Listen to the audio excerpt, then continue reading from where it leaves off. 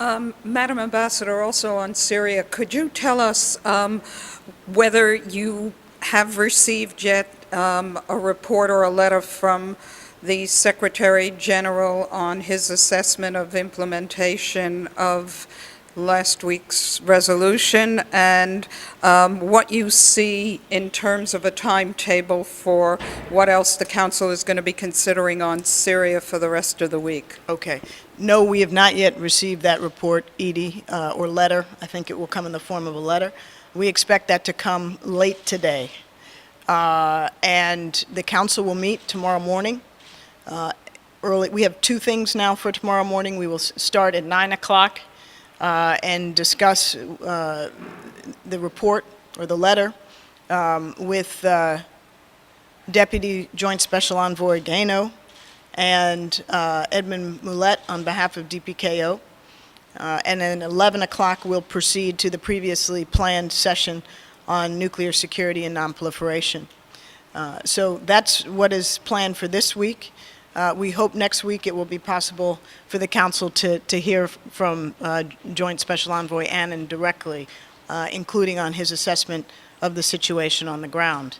And in light of these discussions and assessments, the Council, I'm sure, will work towards its consideration of the recommendations in the Secretary General's report. Madam President, good morning. In your capacity as Ambassador at the United Nations of the United States, can you comment on the haggling that's going on concerning the monitoring? I understand you haven't received the final report from... Haggling? Yes, Is that what you said? I mean, there are many statements are coming out of Damascus that the monitors do not need planes, that Syria will supply the planes if needed. These are statements by the foreign minister in China.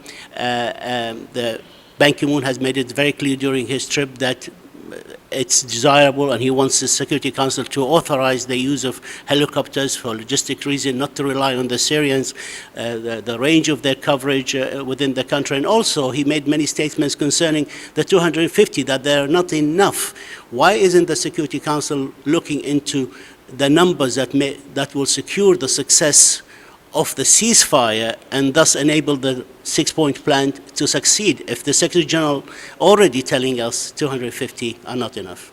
Okay, Talal, there's a lot in that question. I think we haven't seen the Secretary General's letter or his recommendation, so you're asking me to comment on something that doesn't exist yet, at least for Council members to assess. From the U.S. point of view, let me say several things. First of all, we think that any UN mission, including any UN mission in Syria, needs to be able to operate with the independence, the freedom of movement, the freedom of communications, all of the traditional freedoms that are necessary for an effective and neutral UN presence anywhere in the world.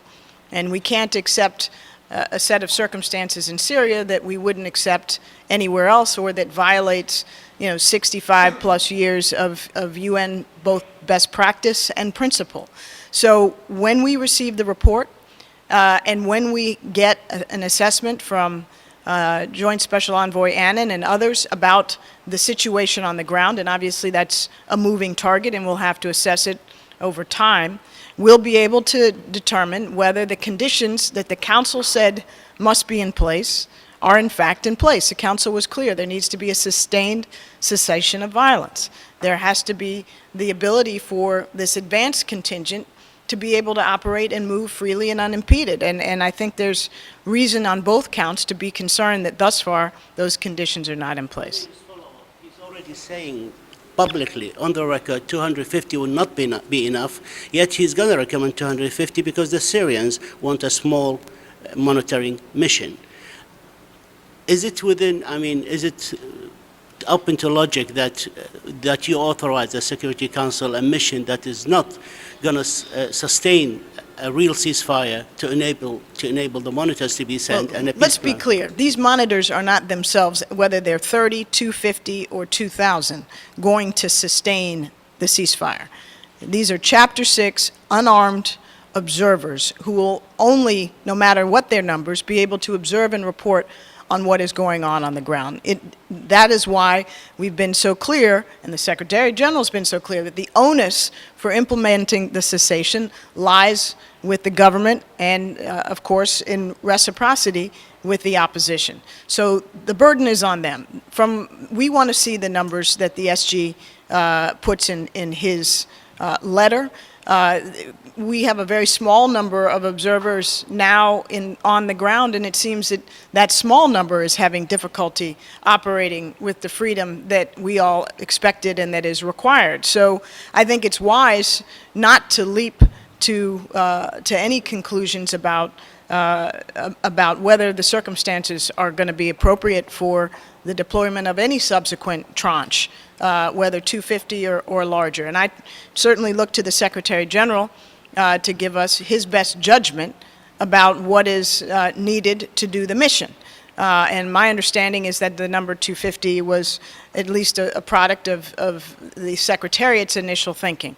If it's a political calculation that the Secretary General is already calling into question, then I would anticipate that his report would give us some indication that this is a second tranche rather than necessarily the final proposed tranche.